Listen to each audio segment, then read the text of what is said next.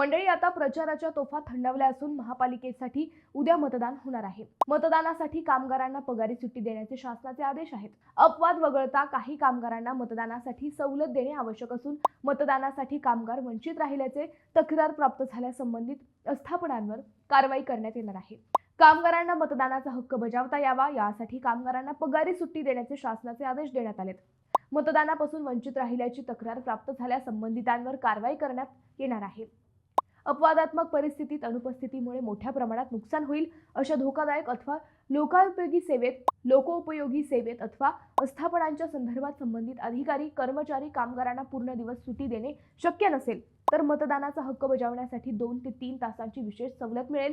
याची दक्षता संबंधित आस्थापनांनी घ्यावी अशी सूचनाही देण्यात आली आहे. ऊर्जा कामगार विभागांतर्गत येणाऱ्या सर्व आस्थापना, कारखाने, दुकाने, खाद्यगृहे, नाट्यगृह, व्यापार, औद्योगिक उपक्रमातील सर्व आस्थापनांना हा निर्णय लागू आहे. त्यामुळे आता मतदानासाठी सर्व आस्थापनांना पगारी सुट्टी देणे बंधनकारक असणार आहे.